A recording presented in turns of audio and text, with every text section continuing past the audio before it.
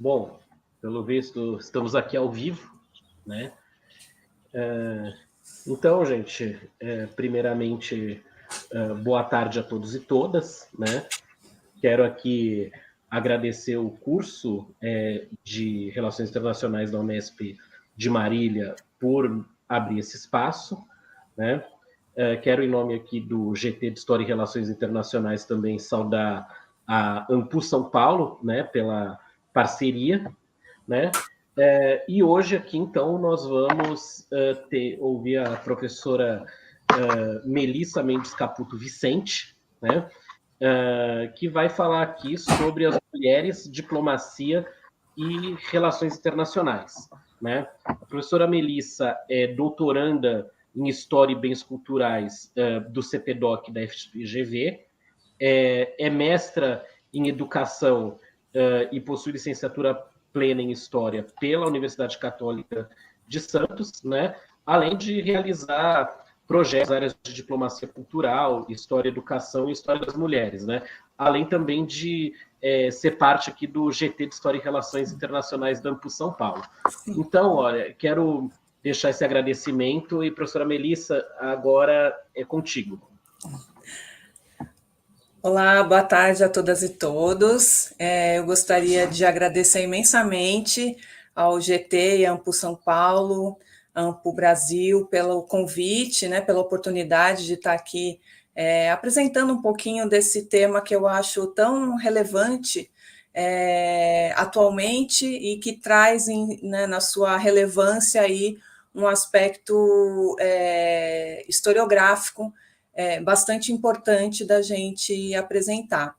E agradecer mais uma vez a presença de todas e todos, aos que estão assistindo presencialmente, no auditório, aos que estão em casa, online. Agradecer ao Pedro, a pessoa do Pedro, mais uma vez pelo convite. Se puder colocar a apresentação, eu preparei uma apresentação para vocês, porque esse tema, ele é um tema que me é bastante caro. Eu já estudo História das Mulheres desde a minha graduação, e quando eu comecei a lecionar, né, a ingressar na área de estudos das relações internacionais, eu percebi que a representatividade feminina na diplomacia era uma questão que perpassava a questão da representatividade das mulheres na história.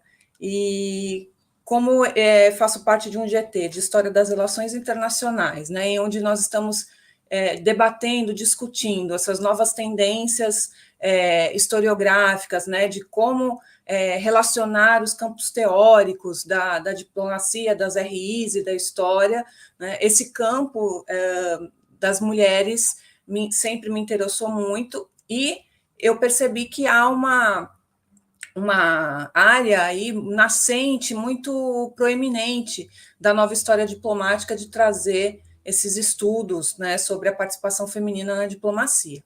De qualquer forma, como historiadora, né, e como a maioria dos historiadores, historiadoras, a gente sempre traz as questões do presente, sempre do nosso tempo, olhando para o passado, né, olhando para trás, tentando trazer as respostas para a nossa situação atual.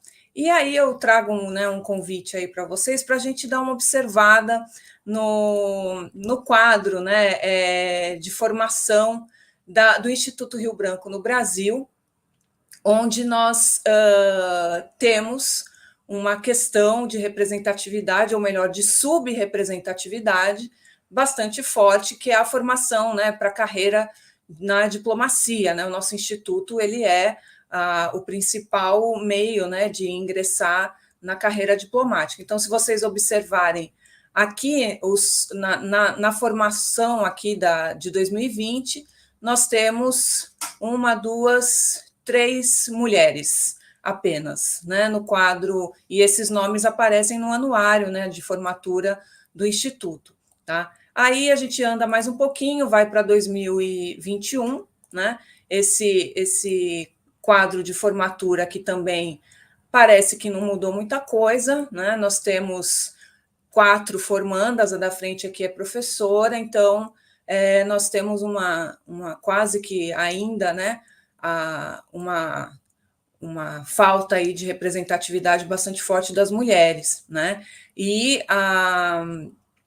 para quem não sabe, né, a carreira, o concurso de admissão, né, para a carreira diplomática, que se chama CACD, talvez muitos aí pretendam prestar, né, esse concurso, é ele que faz essa acessão, né, ao curso, à carreira, e existem níveis, né, de hierarquia que a gente vai discutir, né, aqui na frente sobre a questão das mulheres alçarem essa hierarquia e a dificuldade que é para as mulheres alçarem essa hierarquia, né? São 6 níveis, né, que começa com o terceiro secretário e vai terminar com o ministro de primeira classe, que é o cargo de embaixador ou embaixadora, tá?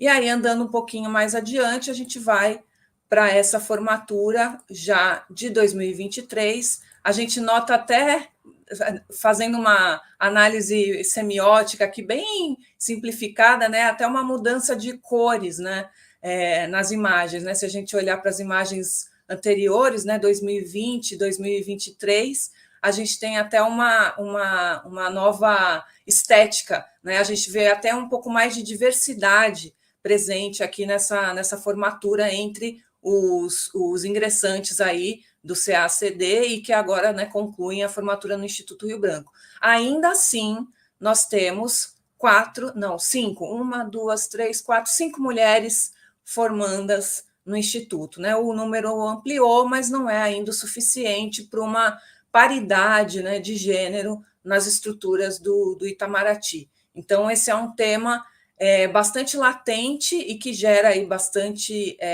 questionamento, discussão e reflexão sobre por que essa dificuldade e por que tamanha desigualdade, né, na hierarquia aí do acesso do Instituto Rio Branco no Brasil. Isso também não é uma realidade só nossa, né? Nós temos uma disparidade também no mundo, né, a respeito dessa representação. Eu não sei se vocês acompanham, né, ou acompanharam, nós tivemos uma minissérie na Netflix chamada Diplomata, que justamente vai falar sobre essa questão da mulher, né, que era uma representante, né, dos Estados Unidos no Reino Unido, e de quais os desembaraços, né, que ela precisou atravessar, quais os desafios que ela vai enfrentar por assumir um posto de tamanha relevância, né, num outro país e num meio exclusivamente masculino, né? Então são desafios que vão desde a cadeira, né, onde ela se senta,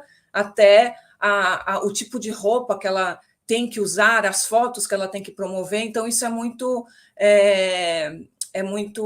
digamos, representativo dessa dificuldade das mulheres, né, que nós vamos apresentar aqui mais adiante. E aí cumpre, né, a gente trazer aqui uma adoção, né, do governo recente, né, da mudança de governo aí para o governo Lula III, aqui o ministro Mauro Silva, né, no centro da imagem. Nós temos uma política sendo adotada, né, para que a igualdade de gênero seja, de fato, efetivada dentro do Itamaraty, né? Uma presença feminina que está avançando, mas ainda assim ela requer mais políticas e mais agenda para que aconteça, né, realmente essa paridade ou essa igualdade. Aqui na imagem, eu não sei se vocês conseguem observar a legenda, né, mas nós vamos ter a embaixadora Irene Vidagala, que tem, né, como um mote de vida, né, a defesa da representatividade feminina no Itamaraty. Ela tem uma atuação extremamente relevante, ela foi presidente fundadora da Associação de Mulheres Diplomáticas do Brasil, que eu vou falar mais adiante, tá? Então, há uma necessidade, né, de se representar essas mulheres no Brasil e no mundo, e aí a gente vai trazer alguns dados aqui para vocês, para a gente analisar, que foram retirados justamente dos estudos dessa associação, né, de mulheres diplomáticas no Brasil, que está tentando, né, trazer luz sobre essa questão, né? Então, a gente tem aqui a representatividade de gênero na chefia das embaixadas e delegações brasileiras, né, ao redor do mundo. Então, 87,5% das embaixadas e delegações são chefiadas por homens, enquanto 12,5% são das embaixadas representadas por mulheres, chefiadas por mulheres, né? Então, nós temos alguns dados aí muito importantes. Em 2023, no ano passado, a primeira mulher brasileira chegou ao cargo de secretária-geral das Relações Exteriores. Nos dias atuais, esse percentual da carreira é ainda de 23%, tá? O número de embaixadoras não chega a 45 aqui no Brasil, de um total de 219 pessoas, né, que fazem parte do último nível hierárquico, né, no Itamaraty. E, de acordo, né, com o Ministério das Relações Exteriores, nós temos, com dados de abril de 2023, 1.205 diplomatas homens e apenas 360 diplomatas mulheres. Então, é um número bastante discrepante, né? Nós estamos aí urgindo em melhorar essa equidade de gênero dentro do Itamaraty. Bom, para isso, né, a gente observa a questão dos quadros representativos no exterior, né, que é o caso do Brasil. Nós temos 130 embaixadas brasileiras no exterior, sendo que dessas 130 nós temos 19 mulheres, tá, chefiando essas embaixadas. E geralmente são embaixadas que na hierarquia do Itamaraty elas são as classificadas como C e D, né? Que existe uma classificação por letra A, B, C, D, né? Onde as embaixadas A e B são os lugares top de linha, né? Considerados num status privilegiado, que é Europa, Estados Unidos, né? Que ocupam aí as letras A e B, e depois o C e D são as regiões mais periféricas, como a América do Sul, né, o Sul Global, África, Oriente, né, de certa forma. Então, a maioria das mulheres são delegadas para essas embaixadas de categoria C e D. Tá? Em missões, nós temos 14 embaixadores em missões e apenas uma mulher que faz parte da FAO, que é a Organização para a Alimentação e Agricultura, traduzindo, né, o Food and Agriculture Organization. Então, só uma mulher numa missão desse tipo. Nos consulados gerais, que são 52, nós temos 10 mulheres representando esses consulados. Em vice-consulados, nós não temos mulheres representando. E nos escritórios do Brasil, no exterior, que nós temos 3, nenhuma mulher também. Então, são dados, são estatísticas, né, que apresentam aí essa dificuldade de acesso das mulheres numa carreira diplomática.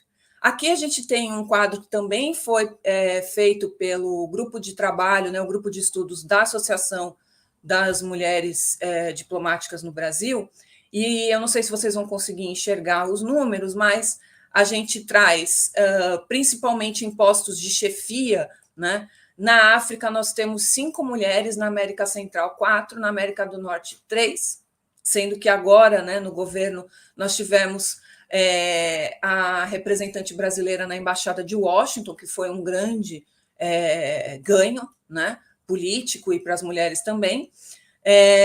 Em posição na Ásia, 3, na Europa, 10, Oceania, nenhum, contando 30 mulheres em posição de chefia. Né? Então, também um número aí bastante subrepresentado.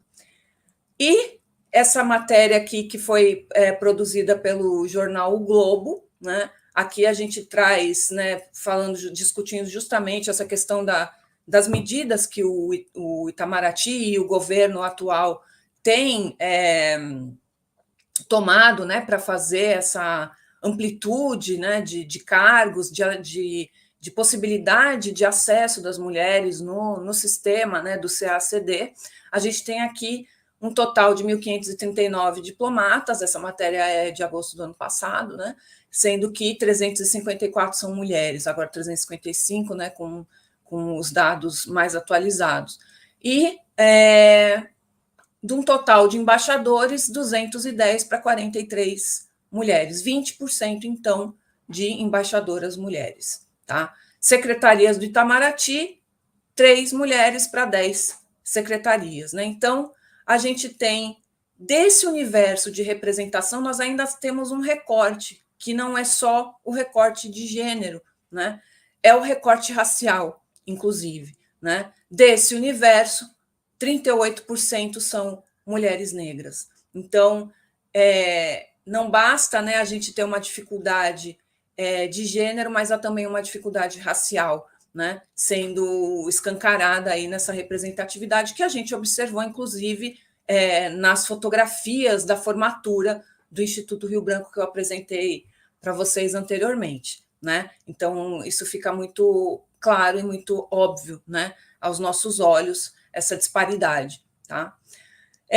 Seguindo aqui, né, a gente precisa voltar um pouquinho no tempo, como eu falei para vocês, como professora de história, né, como historiadora, eu não consigo pensar o presente sem fazer uma longa duração, né, ou pelo menos uma média ou uma longa duração nesses estudos. A gente sempre vai buscar no passado, né, essas respostas. Quem é de relações internacionais talvez não esteja muito habituado, né, com os estudos mais especificamente da história, apesar de que tem bastante carga de história, né, no curso de RI, mas a gente precisa sim fazer um retorno aí ao passado para compreender o presente, né, para perceber o quão sistêmico né, esse processo de patriarcado que impede, né, com que as mulheres cheguem aos cargos máximos de representação na diplomacia. Isso, de qualquer forma, né, não impediu que algumas mulheres desempenhassem, digamos que, uma diplomacia de bastidor, né, ou uma diplomacia um pouco mais recolhida, né, mais tímida, um exercício diplomático, né, de certa forma não oficial. Né? E aí, a partir desses novos estudos, né, da história diplomática recente, né, que tem se proposto, tem como propósito investigar novas possibilidades de laços diplomáticos e de representação diplomática, não só mulheres, mas também com recorte racial, uma diplomacia periférica feita pelo Sul Global também, um olhar de centro e periferia, né, para essa possibilidade de relações internacionais entre os países, né, deslocando esse eixo eurocêntrico e civilizatório, né, da Europa.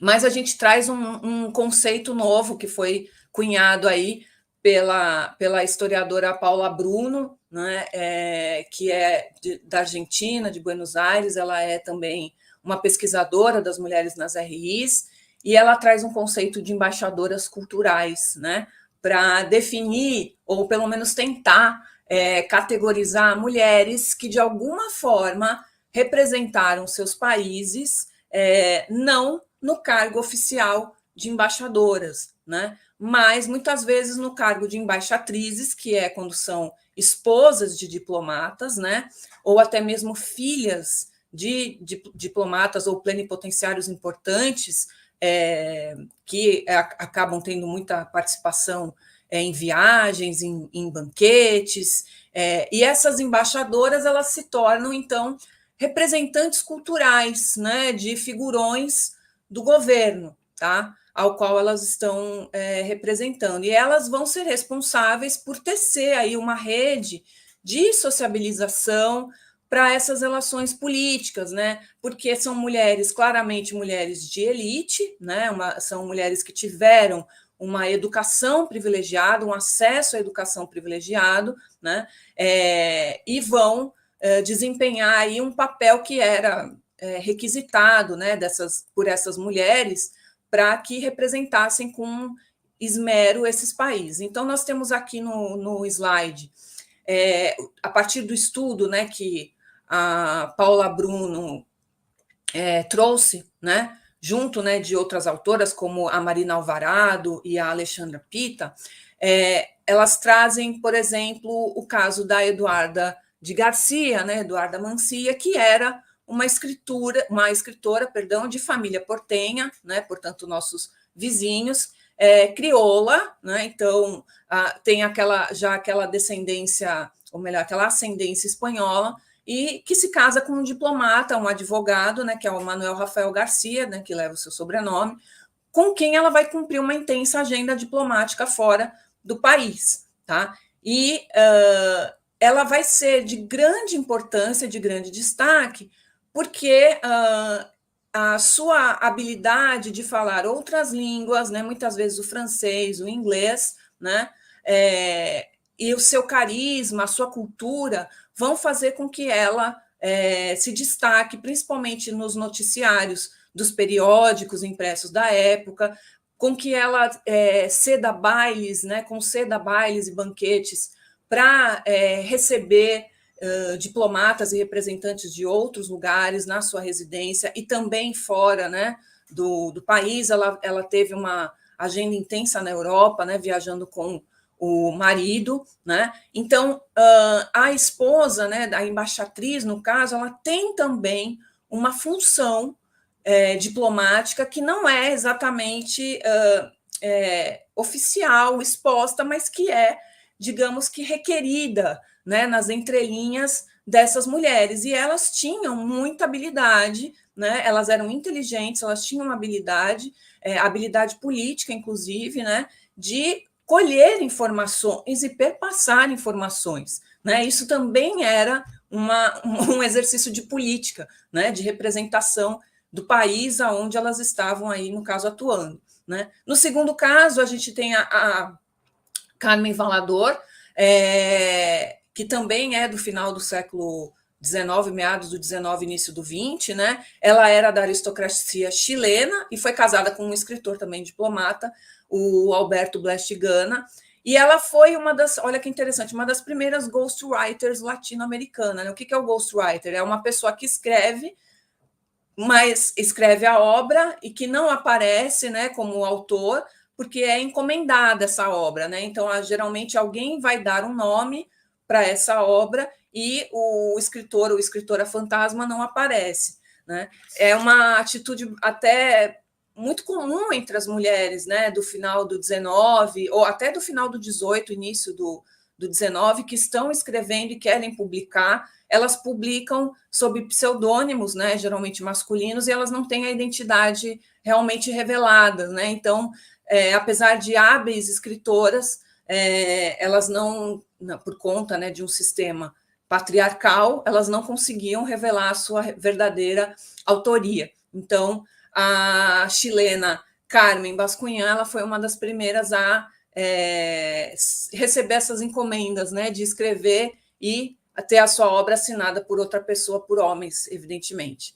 E nós vamos ter também a importância aqui da famosa Gabriela Mistral, né? Esse nome dela é um pseudônimo, um nome como que ela ficou conhecida, né?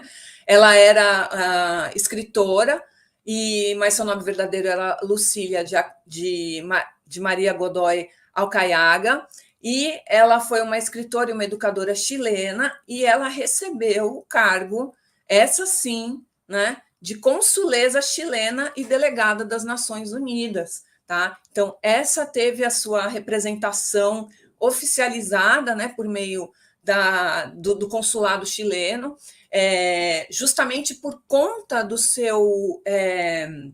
da sua formação. Ela era uma mulher extremamente inteligente, uma excelente escritora, publicou livros infantis pedagógicos também, fez um trabalho importante na educação chilena, e por isso, né, por conta dessa sua carreira, dessa sua atuação, ela foi escolhida pelo governo chileno para ser representante, consuleza e também delegada nas Nações Unidas, que é um caso parecido com a Berta Lutz, que a gente vai falar, né, a nossa brasileira mais adiante, que foi nossa representante na formação aí da fundação das Nações Unidas, em 1945.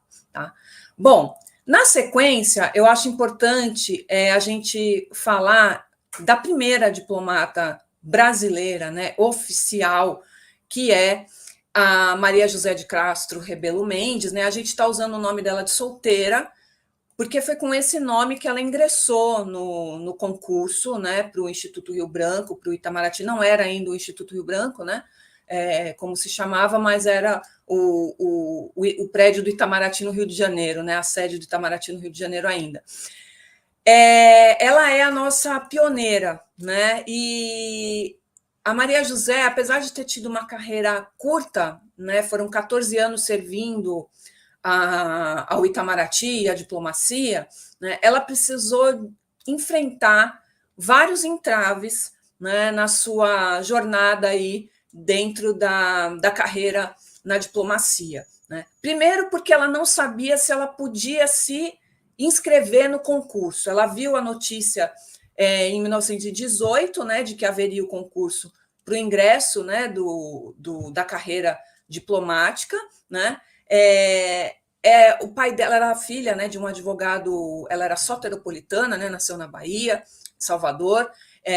O pai dela era um advogado proeminente e a mãe dela tinha uma escola, então ela recebeu uma educação bastante esmerada, inclusive ela falava alemão, francês, inglês fluentemente, um pouco de italiano, tá? Ela aprendeu com uma sócia da escola, uma alemã, uma preceptora alemã, que era sócia da escola da mãe, né?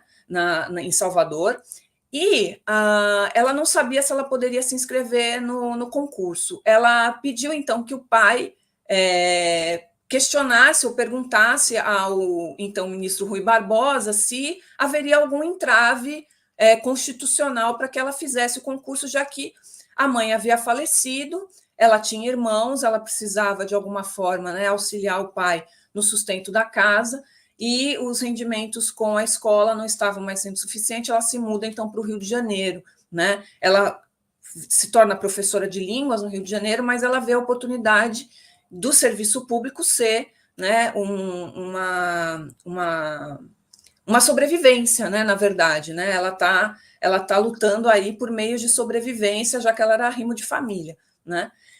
Então, né, o Rui Barbosa diz que não há, né, nenhum empecilho e conversa com o chanceler brasileiro, né, o ministro das Relações Exteriores na época era Nilo Peçanha, né? Rui Barbosa conversa com o chanceler e ele faz um comunicado lá alegando que não havia na lei nenhuma cláusula, nenhum impedimento, né, à carreira ou à inscrição da candidata mulher no concurso público, tá? Muito embora, no seu parecer, ele deixe bastante claro que ele está sendo absolutamente legalista e que era muito melhor que ela ficasse em casa cuidando dos afazeres domésticos e que não participasse da vida pública, né? Isso era uma questão bastante debatida na época, principalmente num período aí do início do século XX, no Brasil, em que nós estamos tendo os movimentos sufragistas bastante fortes, né, inspirados nos movimentos estadunidense e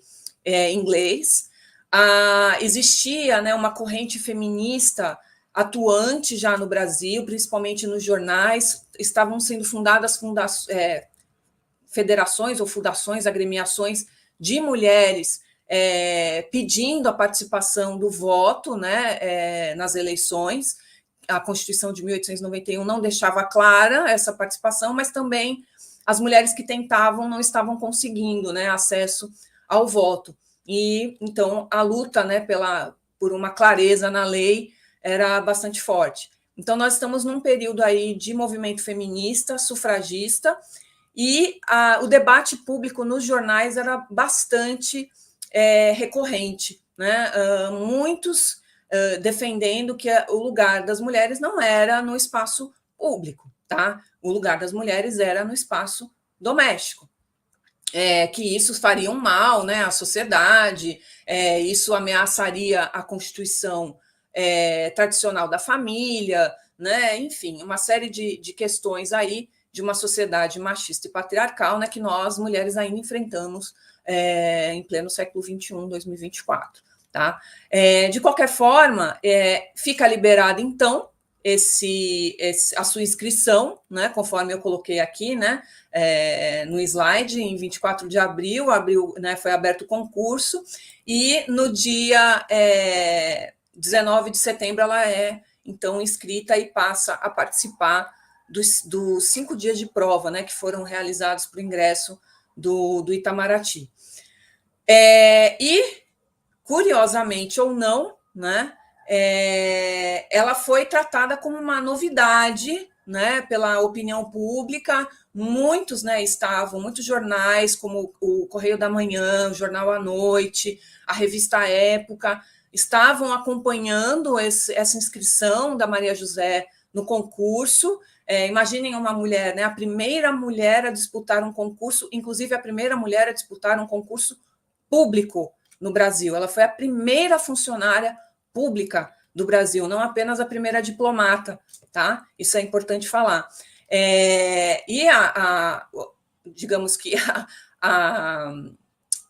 o fervo em torno dela foi grande, né? Por conta de ser uma mulher ocupando um cargo público, um cargo que é, né, significativamente ocupado por homens, e aí sátiras, charges, né, ironizando, dizendo que os homens precisavam colocar as barbas de molho, porque tem uma mulher ameaçando, né, o lugar deles, né? Enfim, uma série de questões, e ela não só, né, passou pelos 6 dias de prova, né, como eu vou mostrar aqui para vocês, a imagem, né, do concurso, né, o concurso terminou no dia 26 de setembro de 1918, aqui uma imagem da prova de datilografia aqui do Itamaraty. Então, a Maria José aqui no centro, né, curiosamente olhando para a câmera, né, bastante autoconfiante, né, olhando para a câmera e sabendo, né, que está fazendo história, né, porque é a primeira mulher a fazer um concurso público, é a primeira mulher a fazer um concurso público, uma carreira que era de tamanho destaque, né, no Brasil. Tá? Então, vão ter grupos apoiando, né, essa candidatura, principalmente nós vamos ter a Leolinda Daltro, que foi a fundadora do movimento, né, pelo voto feminino, a primeira fundadora do movimento pelo voto feminino no Brasil, apoiando, né, as feministas viam nessa entrada dela, nessa luta dela, um sinal positivo, né, para o ingresso das mulheres na vida pública, tá? E que fique claro, né, o ingresso na vida pública para essas mulheres de classe média, branca, né, mais privilegiadas, porque as mulheres já trabalhavam há bastante tempo, principalmente das classes menos favorecidas, mulheres negras também já trabalhavam há bastante tempo, porque não tinha outro meio de se sustentarem, né? Então, nós vamos ter esse movimento aí apoiando, mas, de qualquer forma, a Maria José ela nunca se identificou como feminista, né? Ela nunca abraçou um movimento, ela não se considerava militante, a questão dela era conseguir um trabalho para se sustentar, né? E ela não só faz o concurso, como ela passa em primeiro lugar, né? Ela passa em primeiro lugar, acima dos outros 9 concorrentes que com ela fizeram a prova, né? Então, ela vira, né, digamos, um entretenimento, né, para a opinião pública do período, porque ela teve uma prova brilhante, né? E olha só, ela fez 19 provas junto com os outros concorrentes, né? Então, ela só não foi muito bem na prova de aritmética, ou melhor, ela só não ficou acima, né? O não ir muito bem é um equívoco. Ela só não ficou acima dos outros concorrentes na prova de aritmética, de direito e de geografia, se eu não me engano, porque nas demais, datilografia, inglês, alemão, português, história, ela tirou nota máxima acima dos outros concorrentes. Tá? Então, teve exames orais, né, exames escritos, como fazia parte, né, do protocolo aí da entrada, né, no Itamaraty. Ela foi aprovada em primeiro, uma única mulher, dentre os outros 5 que foram aprovados, tá? E ela entra, então, no cargo da hierarquia, que era o mais baixo, que é o terceiro oficial de Secretaria de Estado, né? Então, ela não só teve que lutar para se inscrever, mas vocês vão ver também que a carreira dela no Itamaraty também foi um processo de luta, né? Porque, como primeira funcionária pública e no prédio do Itamaraty, curiosamente, eles precisaram construir um banheiro para ela, né? Porque não tinha banheiro feminino, né? Isso é uma questão que se nós olharmos recentemente, não é tão distante. Em 2016, foi construído o primeiro banheiro no plenário do Senado Federal Brasileiro. Então, vejam, em 2016 foi construído o primeiro banheiro feminino para o nosso plenário do Congresso Nacional. Parece mentira, mas não é. Então, desses desafios cotidianos, né, esse é um deles, né? Um pouco de privacidade numa repartição pública, né? Que era requerida pelo ingresso da Maria José. Nós vamos ter a carreira dela seguindo junto com a vida pessoal, porque ela acaba se casando com um diplomata que foi examinador dela, né? Da prova de datilografia, o Henrique Pinheiro, né? De Vasconcelos, que foi o seu esposo até o fim da sua vida. Ela morreu muito jovem, como eu vou conversar com vocês aqui. Ela se casou em 1922 com ele. Eles se conheceram na época do concurso, teve o namoro, e aí ela passa, então, a se chamar Maria José Mendes Pinheiro de Vasconcelos. Tá? Eles tiveram 5 filhos. Ela queria muito um filho homem. As 3 primeiras foram mulheres, as 3 primeiras filhas. Tá? E ela queria muito ter um filho homem, então os 2 últimos filhos que vieram na década de 30 foram homens, né? Inclusive o último vivo, né? Ainda está vivo, que é diplomata. E o que acontecia? Nessa época, quando eles faziam carreira fora, né? Representação fora no exterior, eles não podiam mandar os 2 em carreira. Né? O Itamaraty não tinha essa regra, né? Não foi permitido. O marido foi convidado a servir em Bremen, e aí o que ela teve que fazer? Pedir uma licença sem vencimentos para acompanhar o marido na viagem, né? Na carreira. Tá? E aí, o que vai acontecer? De novo, na década de 30, o marido vai ser transferido para Bruxelas, né? E aí para ela não era justo pedir novamente uma licença sem vencimentos, né?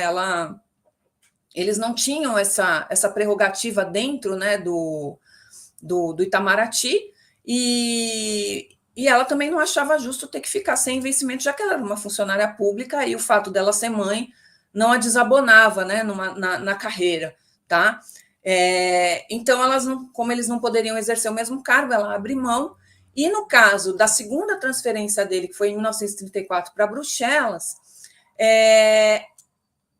ela teve que pedir aposentadoria, né? Então, após 14 anos servindo, ela pede aposentadoria, né, do Itamaraty, para que ela pudesse acompanhar o marido no exterior. Então, vejam, não era uma carreira fácil e nem tão pouco glamurosa para essa mulher que abriu caminhos, né, para as outras que virão. Nós vamos ter aí de 1918 a 1938 o chamado Grupo das 20 Mulheres, né, que ingressaram no Itamaraty, e ela tem que abrir mão, né, da sua carreira para poder acompanhar o marido, né? Eles acabam voltando, né, logo depois, porque ela morre em 1936. Ela adquiriu um problema nos ossos, que debilitou bastante a sua saúde, e ela acaba falecendo muito jovem, né? Pouco mais de 45 anos. Uma vida curta, mas extremamente relevante para a história da diplomacia no Brasil e das mulheres, né? Que foi uma abertura de caminhos, né? Aí nós vamos ter, como eu trago para vocês, o grupo, né, das primeiras 20 mulheres que representaram, né, entraram na carreira no Itamaraty, sendo a Maria José a primeira, né? Depois nós vamos ter Wanda Rodrigues, né, a primeira embaixadora a servir no exterior. Então, todas elas têm uma história de pioneirismo, né? Elas estão desbravando caminhos novos aí.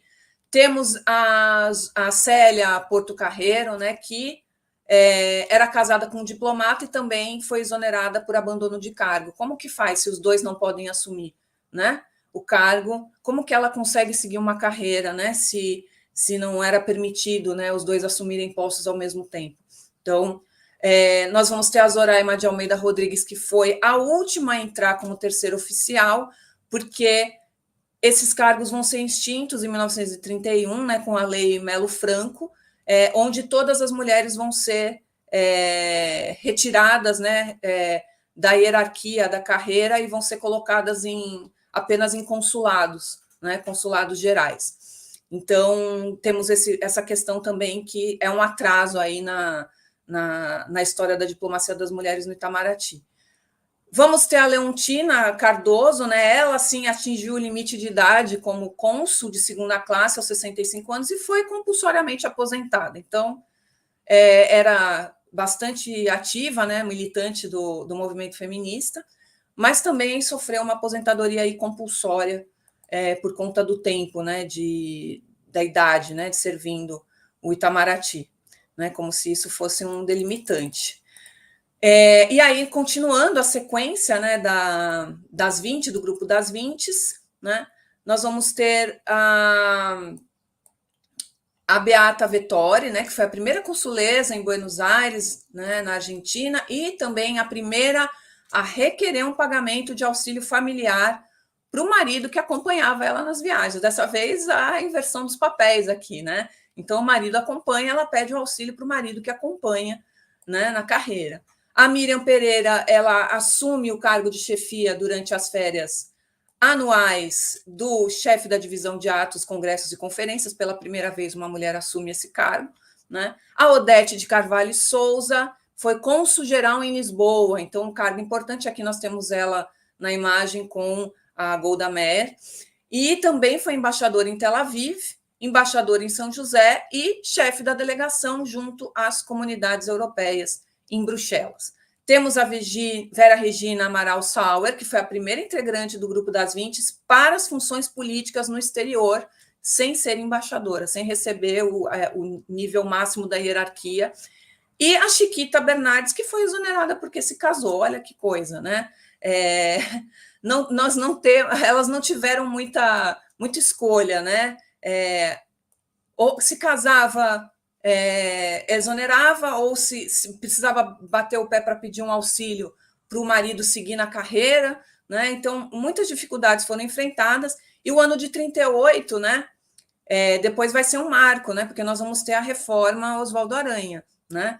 Na sequência, proibindo as mulheres de entrarem na carreira diplomática. Tá? Terminando, então, aqui o grupo, nós vamos ter, terminando não, né? Passando para o meio, a Mari de Castro e Silva, foi consuleza de Barcelona, a Margarida Nogueira, arquivista e secretária de Estado, né? Assumiu a carreira de diplomacia e foi considerada uma persona não grata no governo fascista do Mussolini, né? Então, né, um belo título aí para a carreira diplomática dela. Ainda bem. A Zuleika Barroso Lintz foi organizadora de 2 obras importantes, né, para a história do Itamaraty do Brasil. Ela fez os volumes 2 e 3 de uma coleção de pareceres dos consultores jurídicos do Ministério das Relações Exteriores. A Gene Rubin, que foi cassada, juntamente com outros 12 diplomatas, e aposentada durante a ditadura militar, né, no AI-5. Inclusive, a turma de 2021, que eu mostrei para vocês na foto, teve uma... Deixa eu voltar aqui rapidamente, que é essa turma aqui que está de máscaras. Essa turma teve uma formatura discreta e quase que escondida, justamente porque eles homenagearam um dos diplomatas que foi morto depois do AI-5, que foi José Jobim, e para não afrontar o governo da época, eles fizeram uma formatura discreta e sem representação do governo oficial, né, Ernesto Araújo e os outros ministros da época, né, nem tampouco do presidente, como estava aí né, aparecendo na imagem anterior, né? Então, vamos continuar falando das mulheres. Deixa eu só voltar aqui rapidamente para o slide. Pronto. E aí, temos a Dora Vasconcelos Cordeiro, que foi a primeira mulher a ocupar uma posição de embaixadora estrangeira junto ao governo do Canadá, então pegou aí uma categoria A e B na hierarquia de postos consulares do Brasil no exterior. Tá? Essas são o grupo das 20, porque elas entraram nesse período e seguiram na carreira, tá, gente? Porque a partir de 38 não entra mais, né? Nós vamos ter um intervalo aí que só depois, na década de 50, elas vão ser readmitidas no Itamaraty. Maria de Lourdes de Castro Silva de Vincenzi foi a primeira mulher a ocupar a divisão das Nações Unidas em 1963. Marina Rodier, que foi nomeada cônsul-geral na Cidade do Cabo. Odete Gasparoni teve uma trajetória interrompida por problemas de saúde, foi curtíssima a trajetória dela, assim como a Maria José, a primeira. A Zilá Peixoto, ela teve um contato forte com o movimento feminista internacional, foi embaixadora nas Filipinas. E a Maria José Monteiro de Carvalho, que foi diplomata no Consulado Geral em Nova York, né? Uma das primeiras aí a ocupar também um consulado aí de nível A e B na hierarquia dos postos, tá?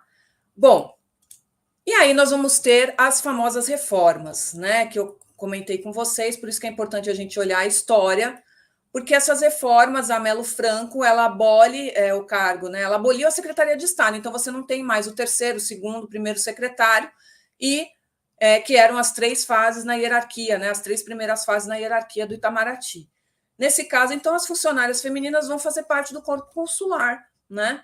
Não fazem parte do corpo diplomático, e elas vão fazer mais trabalhos burocráticos dentro, né, do Itamaraty. E essa permanência delas no exterior acaba sendo quase que impossível, né? Então, aí eu trago uma citação, né? Em regra, os funcionários do corpo consular não estão em condições de se iniciar na carreira diplomática, que requer uma preparação técnica mais sólida. Assim, se podem ser bons cônsules, dificilmente poderão ser bons diplomatas. Mas eles fazem, né, um concurso público bastante difícil, né? Então, é um argumento bastante irrisório, né, para essa modificação. E aí nós vamos ter a reforma Oswaldo Aranha, né? Essa sim bastante nociva, né, para o ingresso feminino, né? Ele diz que existia na carta, né, em que ele faz esse decreto, ele afirma que tinha uma dificuldade para as mulheres representarem o Brasil no exterior, né? Isso gerava, inclusive, um desconforto entre os outros embaixadores, né? Que a repercussão dessas mulheres ingressando no Itamaraty não dão o resultado esperado, tá? Então, era muito melhor deixar a diplomacia nas mãos masculinas, e assim foi feito até 1952. Tá? Nós vamos ter uma delas, né, uma das funcionárias do Itamaraty, a Maria Sandra Cordeiro de Mello, questiona a legalidade da proibição em 1952, e ela entra com uma liminar no Ministério das Relações Exteriores, alegando a ilegalidade desse decreto-lei 791. Tá? E, após o deferimento, né, dessa liminar, a Maria Sandra presta o concurso, né, para o Instituto Rio Branco e se torna a primeira mulher a ingressar novamente na carreira depois desse intervalo aí de quase 20 anos, e ela ingressa em 1953, mesmo tendo a proibição formal, e ela ingressa em 1953, em 1954 essa proibição, esse decreto-lei Oswaldo Aranha é definitivamente revogado. Tá? Então, a gente tem uma frase aqui, né, da carta do ministro, em 1938, né, dizendo que, isso aqui é do Oswaldo Aranha, né? Se, porém, dentro das nossas fronteiras, as aspirações das mulheres se têm alargado sem quaisquer restrições, antes com vantagens especiais e inerentes ao seu sexo, no terreno das posições de representação no estrangeiro, elas não puderam ainda transpor os óbices existentes, malgrado nossos esforços para eliminá-los. Está tirando as responsabilidades e dizendo que o problema não é dele, né? Bom, e aí a gente vai ter a Berta Maria Júlia Lutz, que foi uma ativista feminista pelo voto, né? Ela era bióloga, educadora, diplomata, né? E fez parte da política, porque também acabou ingressando como suplente na Assembleia Constituinte de 1934. Era pioneira nas pesquisas de medicina tropical, tá? Era filha de um cientista reconhecidíssimo, que era Adolfo Lutz, né?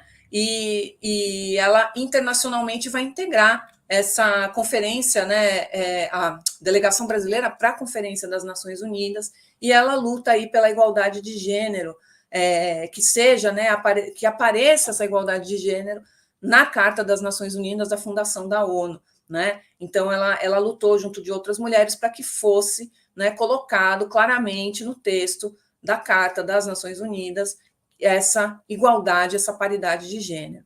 Tá? Embora 4 mulheres tenham assinado essa carta, apenas a Berta Lutz e a Minerva Bernardino, que era a delegada da República Dominicana, elas que defenderam os direitos femininos nessa conferência. Tá? Então, para vocês verem que era ainda, né, a mentalidade também jogava contra, né, essas mulheres aí pioneiras. E aqui a gente tem a imagem da Berta participando, né, da delegação brasileira, né, na Conferência das Nações Unidas. E voltamos para as mulheres, então, fazendo parte do Ministério das Relações Exteriores com a nova lei 18 de janeiro, né, que permite o ingresso de mulheres em 1954 sem distinção de sexo. Né? Então, revoga-se a lei Oswaldo Aranha e agora elas podem, de alguma forma, participar, né, do Itamaraty por via de concurso. Apesar de tudo, né, a carreira diplomática segue, né, enfrentando inúmeros entraves, como esses da ascensão no nível hierárquico, né, brasileiro. Nós temos a embaixadora Irene Vidagala, por exemplo, que serviu em praticamente todo o continente africano. Né? Ela tem uma extensa experiência, né, em África, né, e lutou, né, pela paridade, luta ainda pela paridade de gênero. Agora ela não está mais na presidência, né, dessa Associação de Mulheres Diplomatas, mas ela continua, né, levantando essa bandeira da relevância da participação feminina na diplomacia. E a gente tem, então, né, como essas reflexões estão acontecendo, a gente traz aqui as perspectivas futuras, né, para essa representatividade das mulheres. Nós temos 2 organismos que estão atuando firmemente e embasados em estudos, em pesquisas, em estatísticas, né, estudos acadêmicos, que é a Associação das Mulheres Diplomatas Brasileiras e o Observatório de Política Externa Feminista, inclusiva. Né? Então, eu vou pedir para, se possível, colocar o site da associação, só para vocês darem uma olhadinha. Eu não sei se vocês conhecem, né, essa associação. Ela tem um Instagram, né, bastante ativo, e se vocês puderem olhar, né, o portal, né, desses 2 observatórios, seria bastante importante. Né? A Associação de Diplomatas, ela tem... ela foi fundada recentemente, né? Ela foi fundada em 2022, né? Com a presidência da Irene, tá? E ela tem também, eles fizeram também um sistema de podcast, que eu vou mostrar para vocês aqui, ó, Mulheres no Mapa, mulheres que pensam, né, e fazem a política externa brasileira, tá? E elas também foram responsáveis pelo documentário que está disponível no site da Associação das Mulheres, né, a AMDB, que é o Exteriores, né, sobre a vida pública, né, dessas mulheres na diplomacia, mulheres que ingressaram, né, já no século XX, e que conta com depoimentos, né, com a história desse grupo das 20, um documentário muito importante, está disponível em outras línguas também gratuitamente no YouTube, para vocês, né, que tiverem interesse assistir. E o Mulheres no Mapa é um podcast que mensalmente publica, né, um episódio falando, né, sobre as mulheres que fazem a política externa brasileira. Tá?